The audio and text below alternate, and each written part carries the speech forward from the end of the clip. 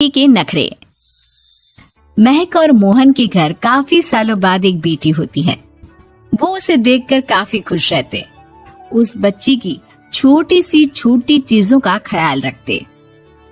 अरे महक बेटा, चाहे लड़का हो या लड़की, इतनी आजादी नहीं देते, बच्चा बिगड़ जाता है। आपको पता ही क्या है सासू माँ, चुप रहिए।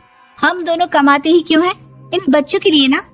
देखिए तो कैसे प्यारे प्यारे पैरों से चल रही है, कितनी प्यारी लग रही है। अब मैं क्या इसके पैर काट कर बेड पर बिठा दूं इसे?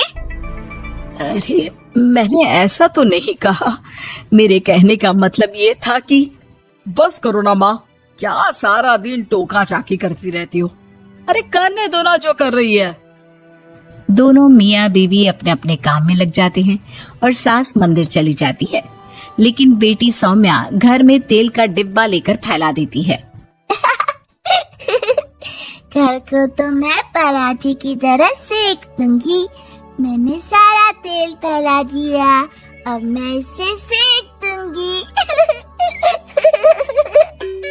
महक कमरे में आती है जहाँ सारे तरफ तेल ही तेल फैला हुआ होता है। अरे मोहन देखो तो, अपनी छोटी सी बच्ची की हरकत, पूरे घर में तेल फैला दिया। मोहन भी आकर हंसने लगता है। छोटी सी सौम्या को लगता ही नहीं कि उसने कोई गलत काम किया है। वो भी खुश हो जाती है। अब तो आए दिन वो कोई ना कोई नया नुकसान करती, कभी टूथपेस्ट गिरा देती तो कभी डिटर्जेंट। हालत ये थी कि घर का राशन किसी किसी महीने तो 2 बार भरना पड़ता। रोज ये कोई ना कोई नुकसान करके खड़ी होती है। अरे तो क्या हो गया माँ जी, बच्ची है, बच्चों वाले काम ही करेगी ना।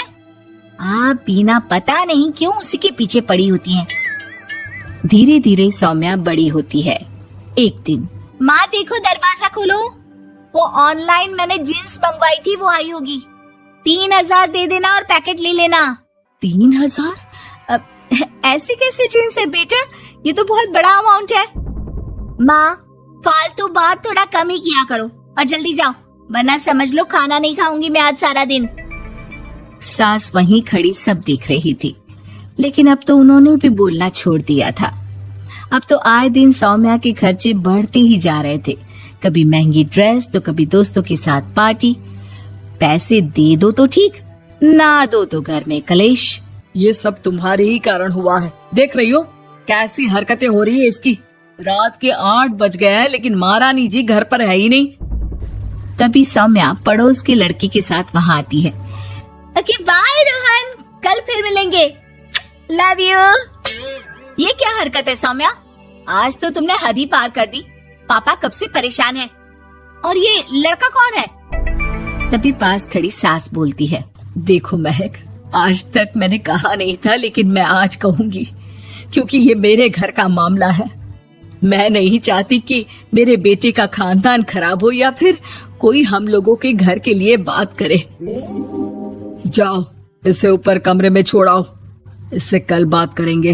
मॉम देखो ना दादी क्या बोल रही है, चुप कराओ ना इनको, जैसे हमेशा करा देती हो। महक को अपनी गलती का एहसास हो रहा था। वो चुपचाप खड़ी होती है। मोहन बेटी को अच्छे से कमरे में सुलाकर माँ के पास आता है। देखो ये लड़का ठीक नहीं है, अब तुम लोग इसकी शादी करवा दो। ससुराल वाले अपने आप देख लेंगे, शादी के बाद जिम्मेदारी पड़ेगी तो सब ठीक हो जाएगा। शादी अभी तो 25 की है ये। तो क्या 50 तक बैठाओगी?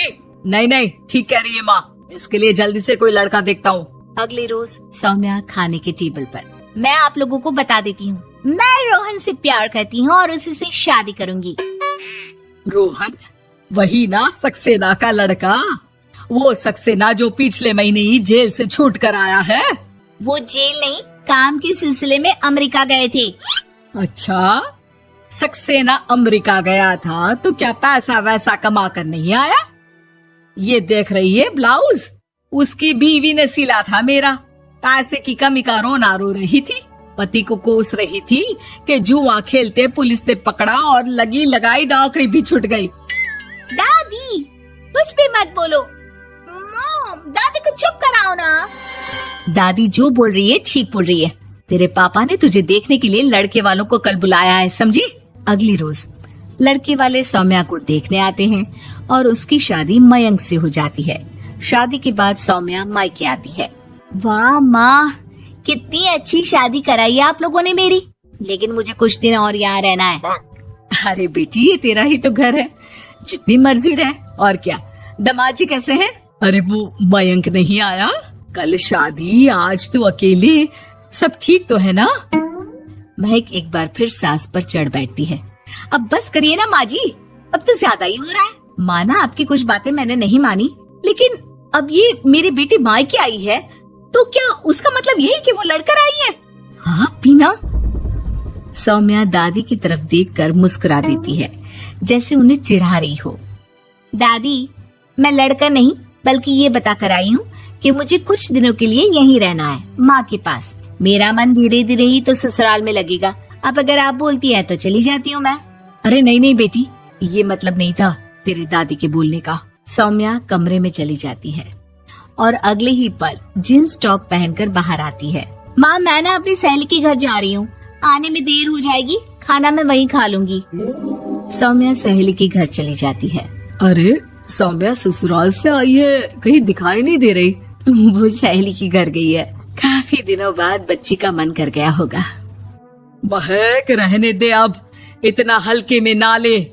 लड़की अब किसी और की अमानत है, घर में इतनी देर से आएगी तो लोग क्या कहेंगे। और होता भी ऐसा ही है। दरवाजे में पुलिस आती है जिसके साथ सौम्या होती है। ये आपकी बेटी है? जी जी, लेकिन क्या हो गया? पापा, मैं और रीना घूम रहे थे तो रोहन वहाँ आ गया। उसने मेरे गहने खींचने की कोशिश की, जब मैंने नहीं दिया तो मुझे धक्का मारकर मेरे गहने ले लिए। पापा, मुझे माफ कर दो, मुझे ना मयंक के पास जाना है। आप उसे फोन कर दो, वो मुझे ले जाएगा। दादी आप ठीक कहती थी, वो अच्छा लड़का नहीं है। कोई बात नहीं बेटा, मयंक का फोन आया था, उसे तेरी याद आ रही थी, लेकिन वो तुझे भी अपनी जिंदगी जीने से नहीं रोकना चाहता था। मैं उसे बोल दूंगी कि वो कल तुझे लेने आ जाए। अगले दिन, चलो सौम्या, मैंने आज रात की फिल्म की टिकट और 5 स्टार होटल में खाने के लिए टेबल बुक कर दी है। फिर क्या, सौम्या खुशी खुशी अपने ससुराल चली जाती है और महक को बड़ों के सीख की कीमत का पता चल जाता है।